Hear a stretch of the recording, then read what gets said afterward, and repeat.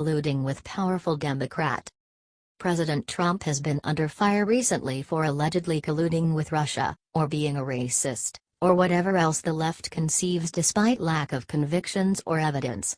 However, things are now taking a very dangerous turn as special counsel Robert Mueller pairs up with another powerful Democrat. According to Fox News, Mueller has now linked up with one of Trump's biggest foes, New York's Democrat Attorney General, Eric Schneiderman. This new development could cripple the president's pardoning powers. Schneiderman and Mueller have been talking for the past couple weeks and sharing evidence with one another.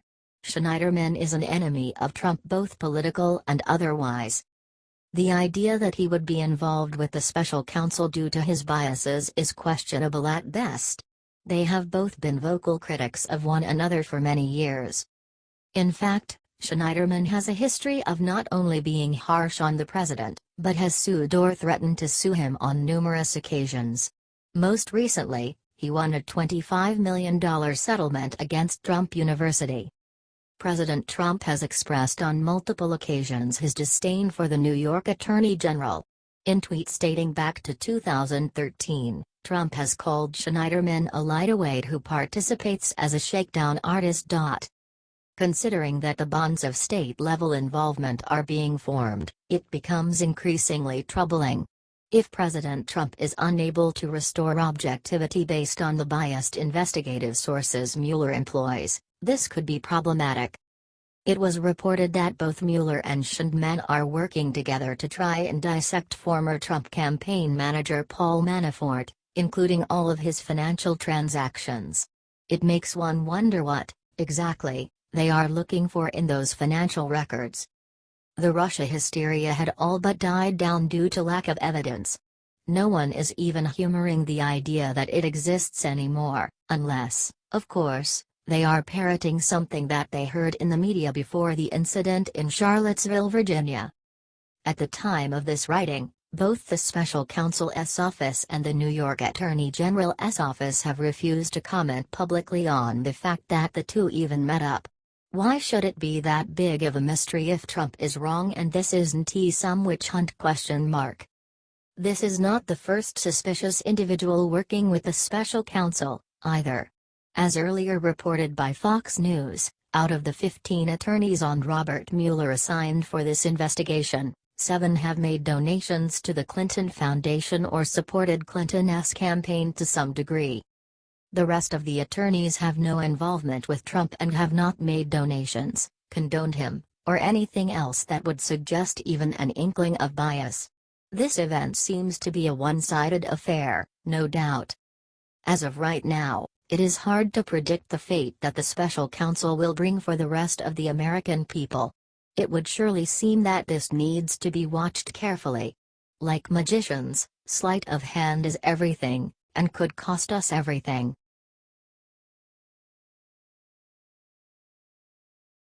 Breaking: Trump announces all Social Security recipients will now receive this.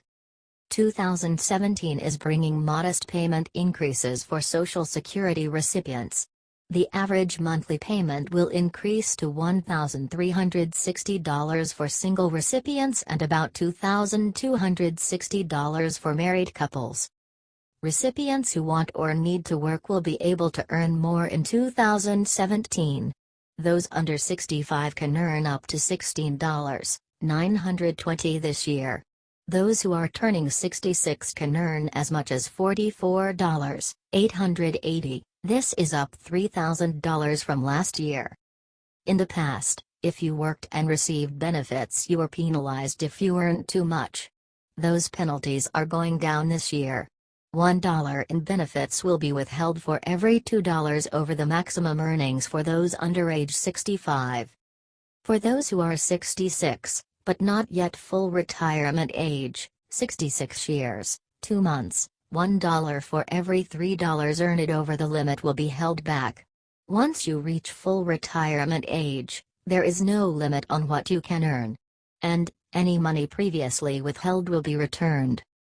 Maximum benefit increase. The maximum benefit payment a person at full retirement age is allowed to receive is going up to $2,687. However, that payment could increase by more if retirement is delayed until age 67. Higher tax cap. Workers currently pay 6.2% of their earnings into Social Security, a contribution matched by employers. Once maximum earnings are reached, nothing above that amount is taxable.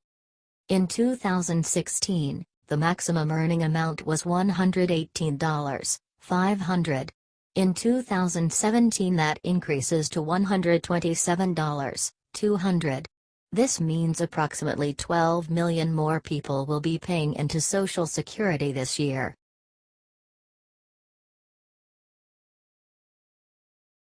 Melania gives new orders to White House staff. Michelle never dreamed of doing this. For the first time in the history of White House, visitors who take the public tour will now be able to view the famous White House movie theater, thanks to a new order by First Lady Melania Trump. Under Bill and Hillary Clinton and Barack and Michelle Obama, if you wanted to see the special areas of the White House, you had to pay to play. We all remember Bill Clinton literally selling Honest Abe's bedroom by the night, making it like a cheap motel on the wrong side of the tracks and bringing dishonor to the office. But the Trumps, as promised, are giving the White House and the government itself back to the people. Melania announced that the new tour will help bring back the idea of the People's House by giving more people access to the rich history and amazing traditions.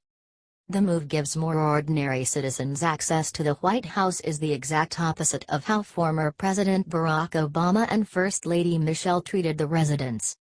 Those two were famous for hosting celebrities and star-studded events while suspending public citizen tours of the White House for 8 months in 2013. The East Wing Theater holds 51 seats along tiered rows. It was a cloakroom before President Franklin D. Roosevelt converted it in 1942, according to Independent Journal Review. George Bush was the last to renovate the room, which is now used for family and other special events. Now, for the first time in history, that special event could be the time you go visit the White House. HT, World News Politics.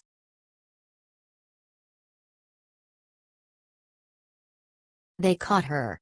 Guess who has holed up away from public scrutiny, helping and abetting Obama, keeping an eye on President Trump?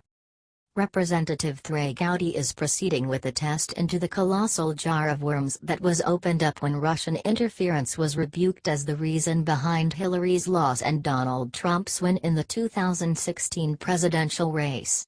Allegations from both sides have been hurled around with respect to who did what to whom and who, on the off chance that anybody, requested the affirmed wiretapping and observation on Trump's decision battle staff, and whether the names of honest individuals were illicitly unmasked and who unmasked them.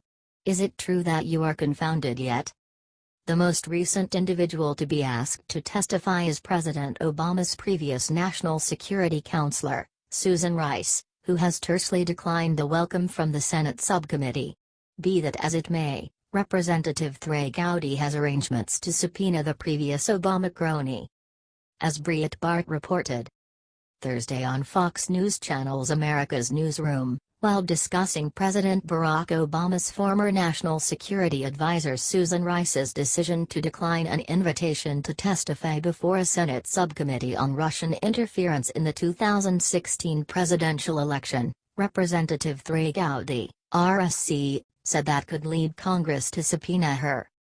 Gowdy said, "There are other ways to invite people other than via a letter. There are things called subpoenas. You should not have to use it with a former national security advisor, but if you do, you do." Referencing Rice's role in the unmasking of Trump transition officials, he said Rice is a very important witness. He added, "Members of Congress do not pick the witnesses. Lawyers do not pick witnesses. The facts pick the witnesses. And whether Ambassador Rice likes it or not, she's a really important fact witness." Watch the Fox News video of Gowdy discussing the subpoena. There must be a ton of mischievous things that occurred under the Obama organization that Rice thinks about and is just doing whatever it takes not to uncover them. Knowing Trey Gowdy for the pitbull he is, Rice is likely unnerved at the very considered testifying. Jail is not what she had at the top of the priority list after her time in the Obama organization was over. However, it might, by the by, be what she's confronting when Gowdy gets past with her. What do you think about this? Do not hesitate and write your thoughts in the comment section below. Thank you for reading. H.T. Breitbart.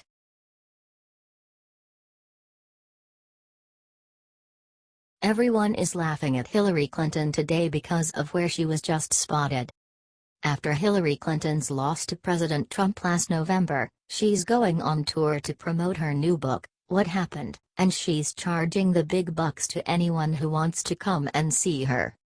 Overcharging people to watch a commercial for a product Clinton hopes they will also give her money for sounds sort of crazy when you say it out loud. Then again, that's only because it is. Hillary Clinton, however, doesn't see the irony in charging Canadians $3,000 to take a picture with her while simultaneously claiming she knows what happened when she lost the election. What happened was this. Her blindness to how her actions look to the public is clearly still afflicting the former candidate. On MSNBC's Morning Joe, Republican Charlie Sykes remarks that Hillary Clinton is going to Wisconsin as part of her book tour, remarking at least she found Wisconsin, and the upper Midwest. When the folks at MSNBC allow for comments like that, and laugh about it, you know there's a problem. Joe Scarborough asks how much Clinton will charge, and co-host Mike Brzezinski states, there actually is a charge. When it comes to the woman who earned tens of millions from speech fees, there actually is a charge for her book tour is about as surprising a statement as there actually is snow in Siberia. What Happened is scheduled to be released September 12th, and there's obviously a charge for a seat, but if you want a good spot or a picture with Her Majesty, then you'd better be willing fork it over. FoxNews.com reports, a VIP ticket to an appearance in Canada costs $2,375, guaranteeing 2 front-row seats, a photo with Clinton backstage and a signed book. It is standard for high-profile authors to do book tours that sell tickets to events, but Clinton's tour takes it to a new level of greed, an industry source told Fox News. Tickets for her appearance in Florida range from $50 to $375. Watch the Hannity discussion on the tour below. Ouch. That pretty much nails it. Yes, she is a terrible politician and this is what happened. You can't put that kind of price tag on a viewing of you advertising your book and expect us to believe you finally figured out what went wrong before. I likely don't have to burst anyone's bubble that Hillary Clinton did not write a book since November. She has ghostwriters do that. Her 3-man team lately is Dan Schwerin, Ethan Gelber, and Ted Whitmer. So the book on what it was like being the first woman from a major party on the presidential ballot might well have been written by a dude, but Hillary Clinton will sign it for you and smile near you for $2,375. Assuming you can afford it, you'll be able to hear and see Clinton's best explanation for what really happened in November, herself. Be sure to let us know what you think of all this, and sound off in the comments section below.